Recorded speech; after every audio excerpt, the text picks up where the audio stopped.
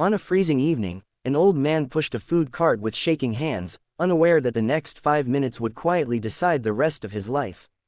Everyone in the market knew him as Old Ibrahim, though no one knew his full story. He sold boiled corn, lentil soup, and tea from a rusty cart that squeaked every time he pushed it forward. His back was bent not just by age, but by years of carrying grief. His wife had died early. His only son had left home angry and never returned. The city had swallowed Ibrahim whole and spat him back onto the streets as a man people walked past without seeing. That winter night was especially cruel.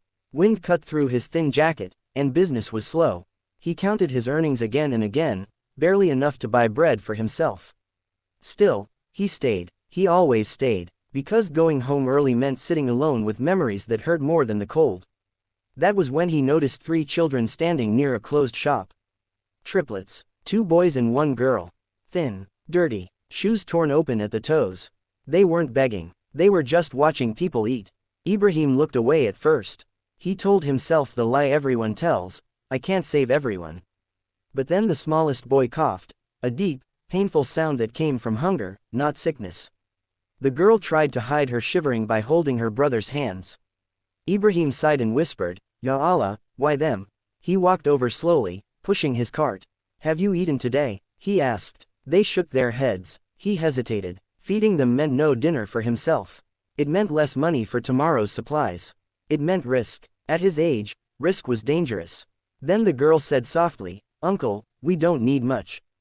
That broke him. Ibrahim served them everything. Hot soup, corn, extra bread. He even poured tea, though his own hands trembled from hunger. The children ate like they were afraid the food might disappear if they slowed down.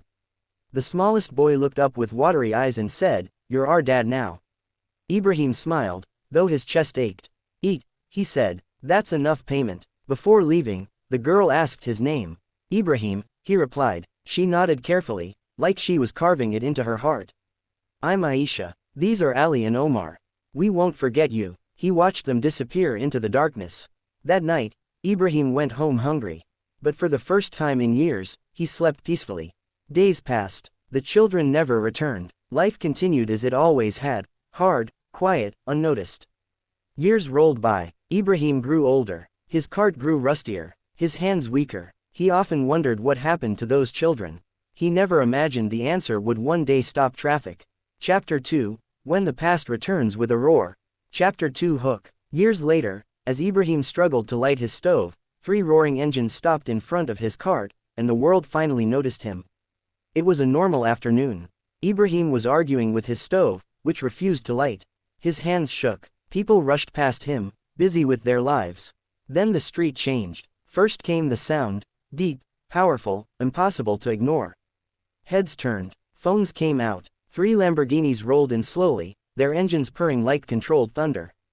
Bright colors, perfect polish, completely out of place in that old market.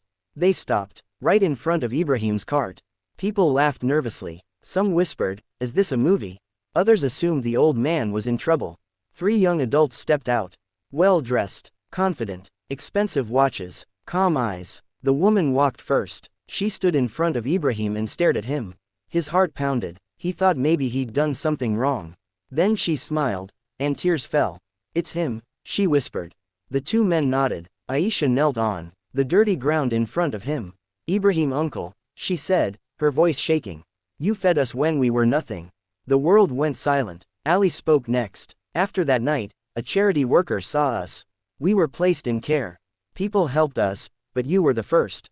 Omar continued. We promised each other that if we survived, we'd come back. Aisha took Ibrahim's trembling hands. We searched for years. We built our lives, businesses, success. But this was always unfinished. People around them were crying now. Ibrahim couldn't speak. His lips moved, but no words came. You didn't just feed us, Aisha said. You gave us dignity. You made us feel human. Ali snapped his fingers. Papers were brought. A deed, a bank card, keys. This card, Omar said gently, ends today. They helped him stand. Cameras flashed, but Ibrahim didn't care. He looked at them and finally whispered, I only fed hungry children. Aisha smiled through tears. And that, she said, fed our future. That day, Ibrahim didn't go home alone. Ending message to leave viewers inspired. Kindness doesn't need an audience. It doesn't need wealth. It only needs a heart brave enough to care when it costs something. Ibrahim fed 3 hungry children and expected nothing. Years later, the world watched as kindness came back, not quietly, but powerfully. So if you ever wonder whether your small good deeds matter, remember this. Sometimes, they return as 3 Lamborghinis stopping just for you.